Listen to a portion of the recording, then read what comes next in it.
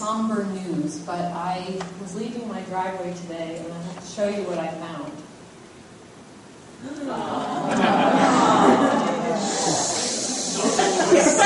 Last year.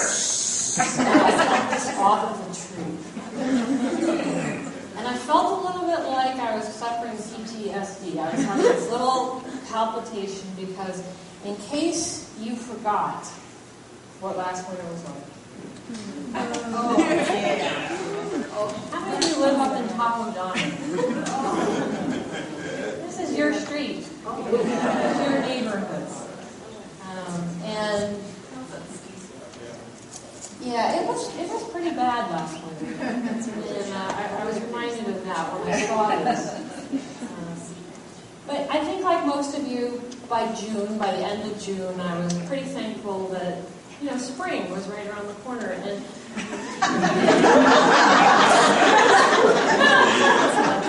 I knew we were right on the edge of spring when I saw deer in our yard.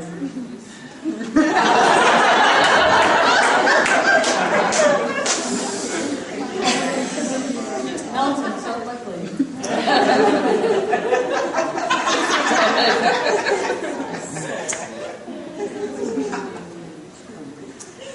Anyway, it is the start of a new year, a new school year for us, 2011-2012. So even though this is a presentation on humor, I'd like to start with something a little more serious, and that is a prayer for 2011-2012. So I'd like to say, Dear God, my prayer for 2011-2012 is for a fat bank account and a thin body. And please don't mix these up like you did last year. So, most humor comes from what's called incongruity theory. And Immanuel Kant actually came up with this phrase in the 18th century. And most of what you're going to be seeing tonight follows this same pattern. So what it is that an actor or a narrator creates a cognitive frame or a pattern for you, and they repetitively lead you down a path. And then what happens is, as you sort of get to the end of that path, they quickly pull that frame aside and reveal path B or path C. And there's something about being pulled down this one path and then taken to a different one that actually creates a tension. And the release of that tension is what we experience as humor, and it's very pleasurable. So I'm going to offer you some theory, and I'm going to offer you lots of examples, and if you leave tonight having thought and having laughed, our objectives will be met. So I want to start just a little bit with the brain and how humor happens in our brains. And when we are in utero, the first thing to develop is our brainstem, or our medulla oblongata.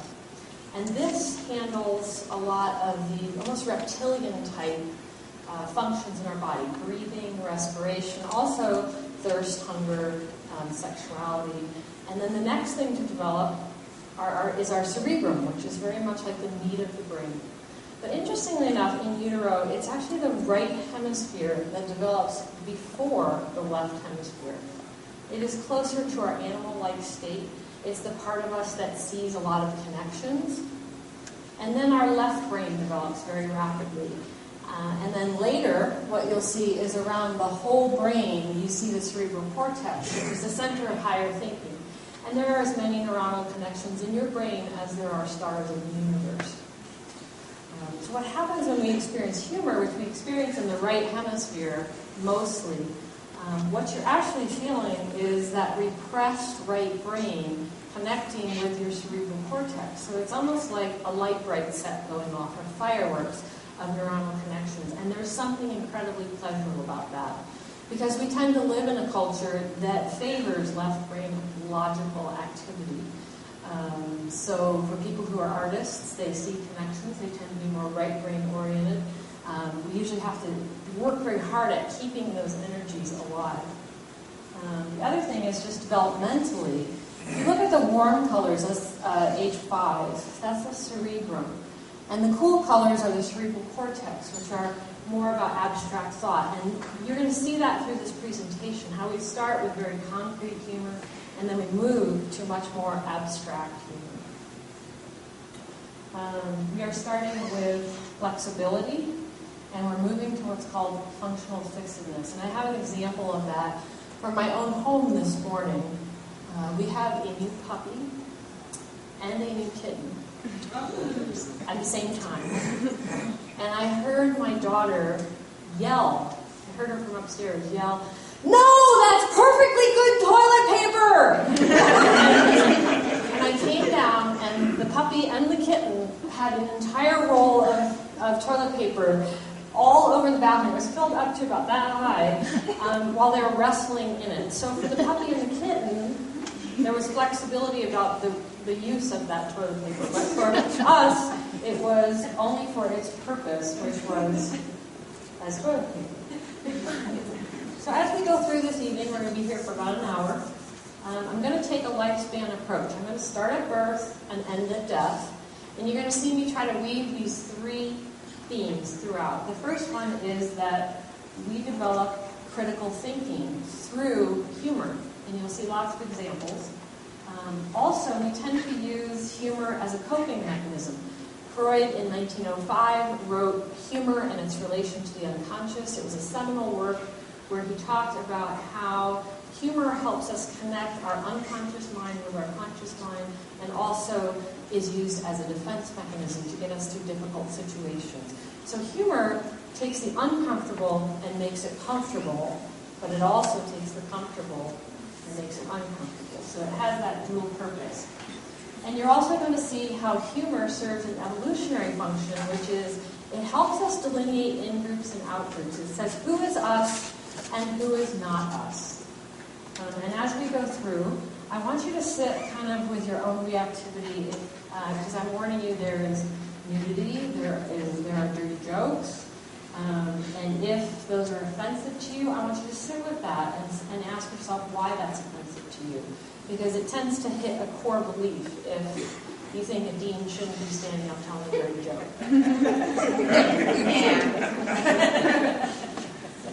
Okay, so let's start with cognitive schemas.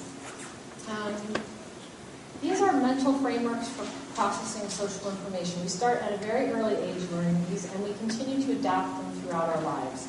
So for instance, both of my children's first words were dog. But they didn't say dog, they said dude. And my son, I'll never forget when a guy with a beard walked in the room and he looked up and he said, dude. Because for him, the schema for a dog was hairy face. And here's a man with a hairy face. My daughter did the same thing the first time she saw a horse. She said, dude, like big dog. Because for her it meant 4 legs and hair. So you see how that's an example of a schema that you adjust as you get more and more life experience. So I'm going to demonstrate just a few of these. What I'd like to do, it really helps if you don't know the person next to you. I'd like you to turn and face the person next to you for 10 seconds and look in their eyes without talking.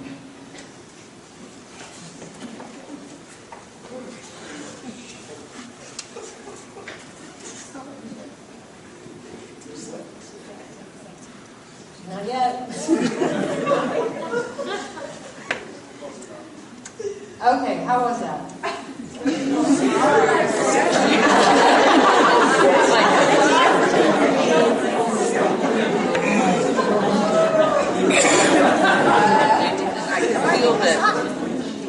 So why is that so hard? Who looks at each other for more than 10 seconds? There's only like 2 cases in our culture. One is if you're in love, and you only do that for first day. And the other is what situation? Trying to sell you something. But even someone trying to sell you something knows that we only hold eye contact for about 2 to 3 seconds and then we move. It's usually somebody challenging you, someone staring you down or calling you out on something. Someone who's angry. Yeah. And we have lots of rules about space. Nobody teaches you these things, but they're very much inculturated. We have a tremendous amount of rules, particularly around gender. Art, can I borrow you for a second if I can have you come up? Just for a second. I won't make it through.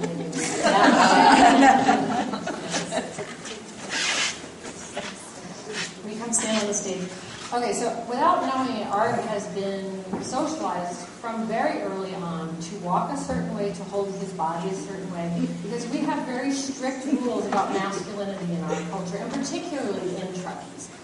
So what I'd like you to do first is if you could just tilt your head to the side. Okay. And what does this signify? Just keep doing it. What is this posture? First of all, it's a very feminine posture. What does it mean you're doing? It actually means you're listening. Think about your dog and you go, and he goes. And it tends to be a very feminine gesture, to turn your head to the side to look like you're interested in what someone's saying. Okay, keep your head tilted. Now I want you to pull your wrists up to the side, like this. But out to the side. Okay, good. Wait, your head's not tilted. There you go. Chin up. Yeah. Okay. So men in our culture learn very early on, you never break your wrist, ever. And you certainly don't dance with your hands above your head because there's an invisible gay line. Okay. Now I would like you to stick your hip out to the side. Okay. And a lot of men can't even do that because your muscles are so structured to stay still. And there's one more thing to really humiliate you. Turn this way. If you could stick your butt kind of up in the air.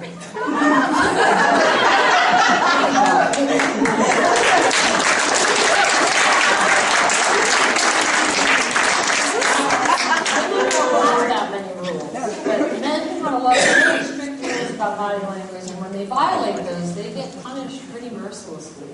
Now, as we get older, we develop even more sophisticated schemas, so I'll give you some examples.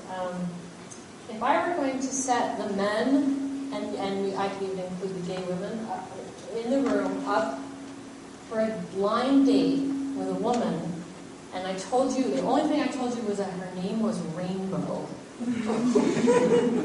Tell me about Rainbow. Tell me, what kind of a hairdo does she have? Multicolored. She might have multicolored. Does she have a haircut or does she have long straight hair, I think. Okay. What color lipstick does she wear? Bright red. Rainbow? Rainbow doesn't wear lipstick. What does Rainbow drink? Organic, really kombucha juice. Where would you? What does Rainbow drive?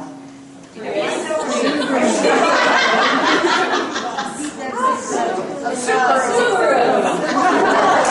Of course she drives a Subaru. Where would you take Rainbow? The co-op.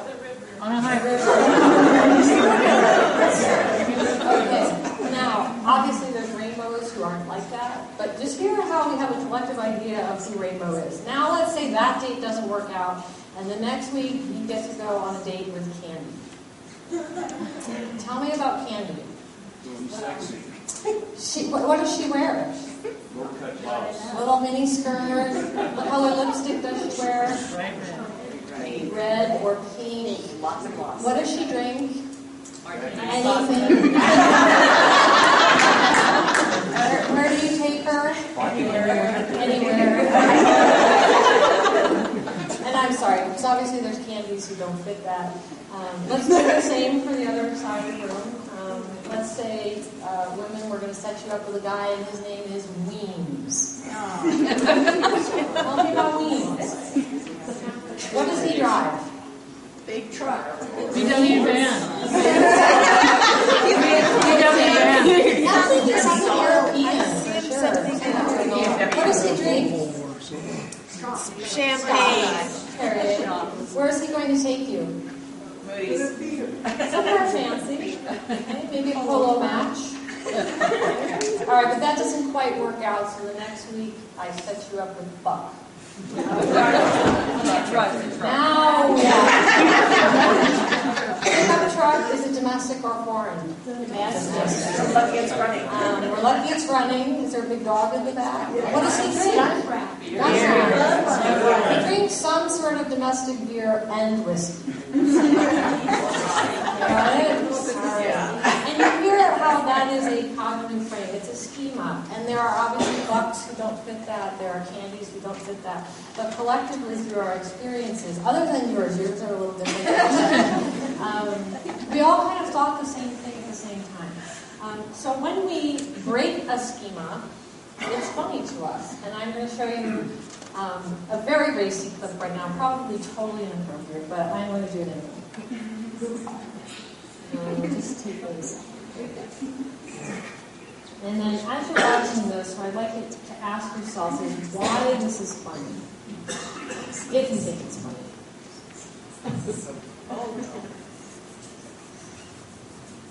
Don't lie, mate.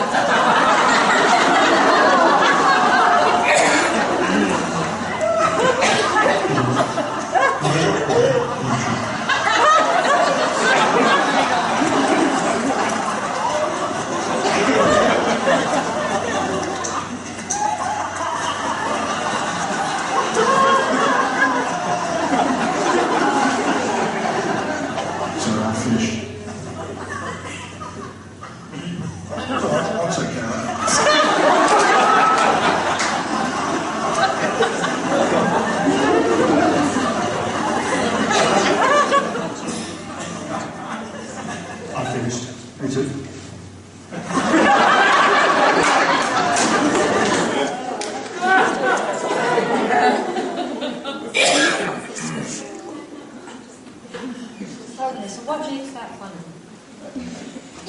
Men, I mean, did you notice almost all the men in the room were really laughing? And because we women don't understand it, there are very strict rules about urinal behavior. Very strict rules. I mean, one is, unless you really know someone or you're drunk, you don't talk to anybody else, first of all. You certainly don't touch anybody else. But there's actual social psychology studies on spacing of urinals, where you come in and if someone's here, you never go right next to them. You always go the furthest away. And then you go in the middle spot. And if there's only the two that are blocked in, you wait, right? Because you don't violate that rule, right? And you certainly don't touch somebody else, right? Okay,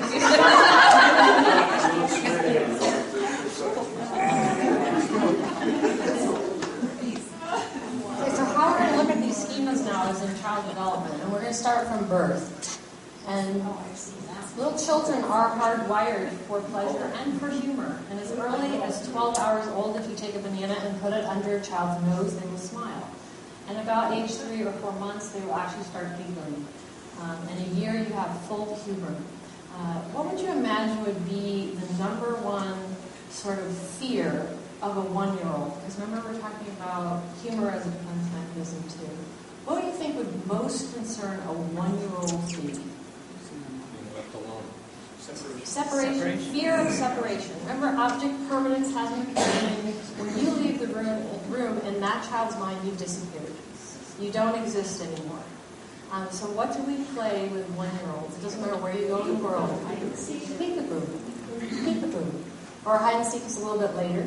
But so you disappear, you reappear. You disappear, you reappear over and over again. And what that's actually doing is it's very cathartic for that child. Because it's teaching them you're still present even though you go away. You're still present, you go away.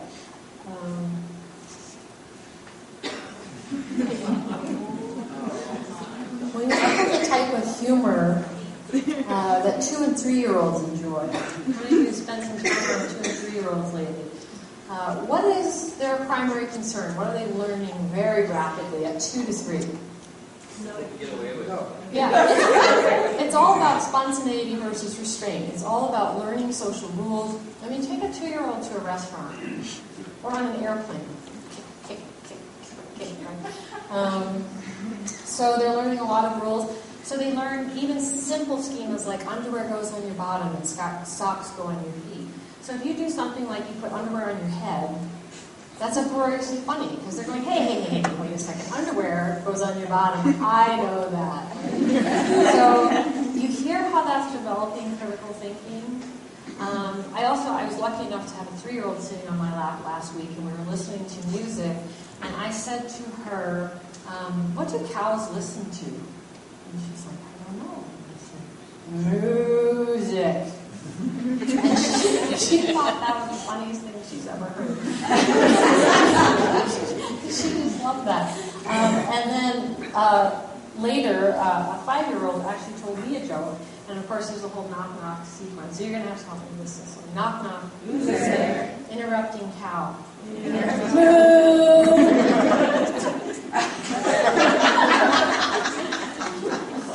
And why do little children think that's so funny?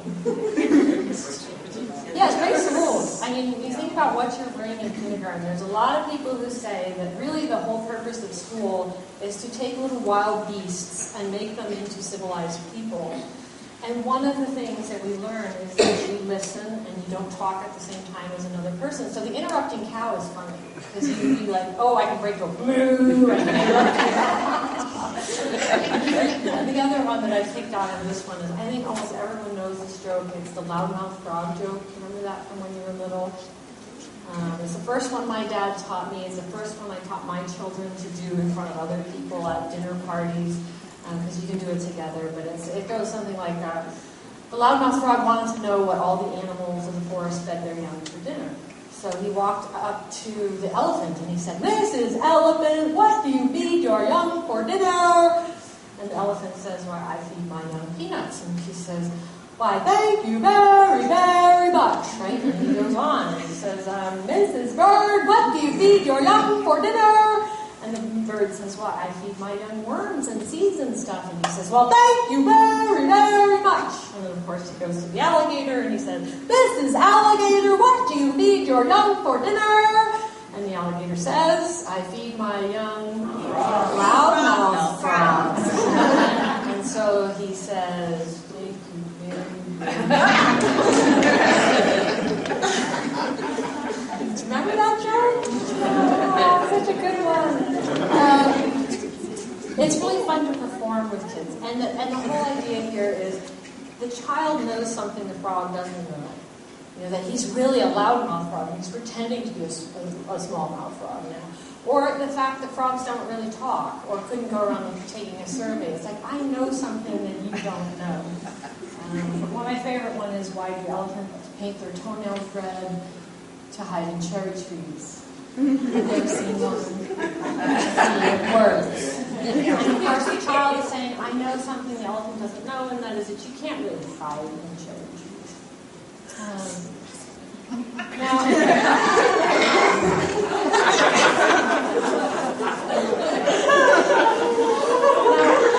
it's not just that children get their abstract thinking stimulated and their schemas changed. It's also us and our schemas that get challenged by children on a regular basis.